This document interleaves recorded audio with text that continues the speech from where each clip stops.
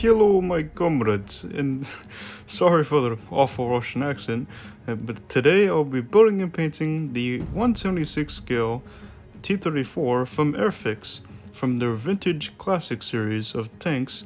or of kits actually, that came from the 1960s, and I believe this one is actually a 1968 mold. And as you can tell, with the plastic being very simplified on the details and on the instructions. So, let's get started.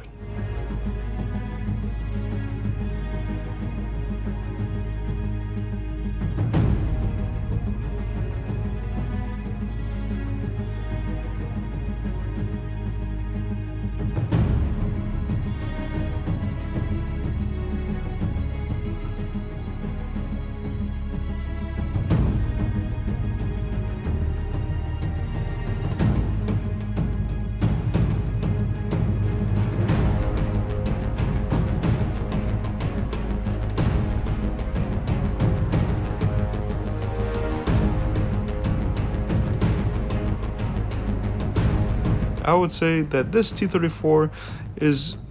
about the same and equivalent to the M4 Sherman Mark I I did from Airfix, as yes, they are from the 1960s,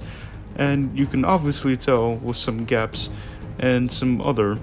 fitting issues. But this is all they had back then, and this is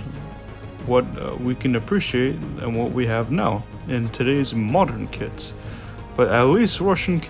tanks had gaps in real life, so I wouldn't worry too much about it.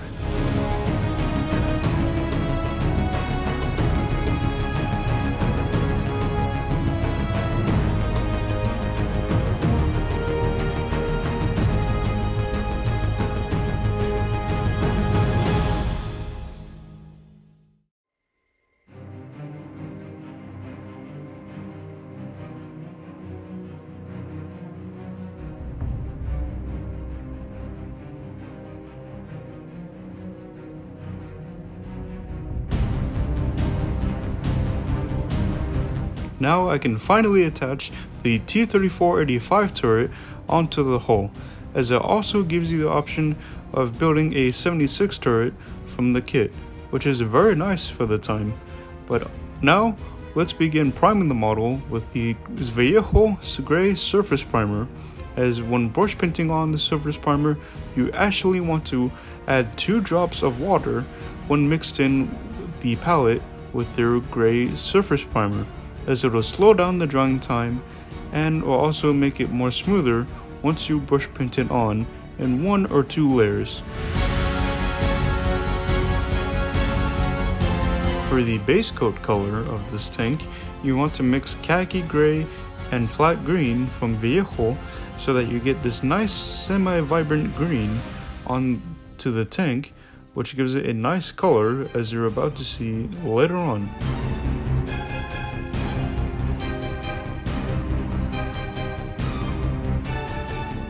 With your previous base coat color, you want to mix in a lot of flat yellow so that you get some nice highlights on the upper areas and certain parts of the model to help make them stick out from the very uniform base coat color that we brush painted on earlier. Now for my well, as far as I know that all of you know, my Tamiya adjustable acrylic wash with flat black and flat brown, giving it a nice dark brown, which could also mean for a dark stain or some grime on the tank, which you could say this is the first stage of weathering on the model.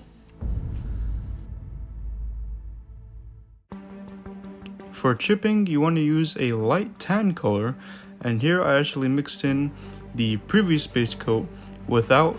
the flat yellow color with Iraqi sand, and it will really help give the illusion of chips and worn out areas on the model. As I also apply on chocolate brown, which will make it look like the steel on the tank has oxidized over time and use.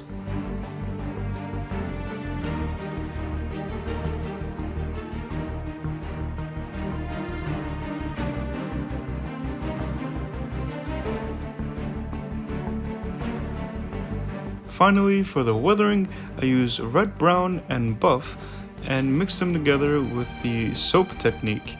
of how I created my wash, and I pretty much wet blend them as I apply them on the tracks and the upper areas and the hull, especially around parts where mud or maybe dried up dirt would have collected and accumulated on certain corners of the tank.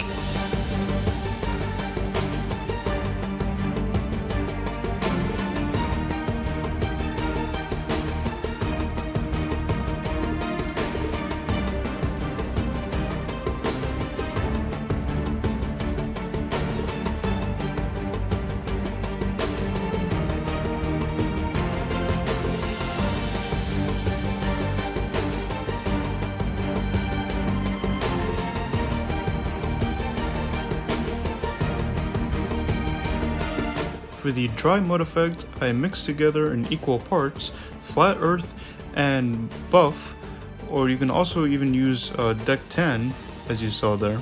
to help get it a nice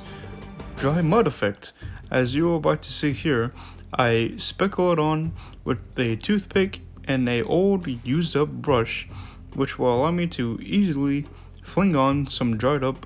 little particles in a random succession.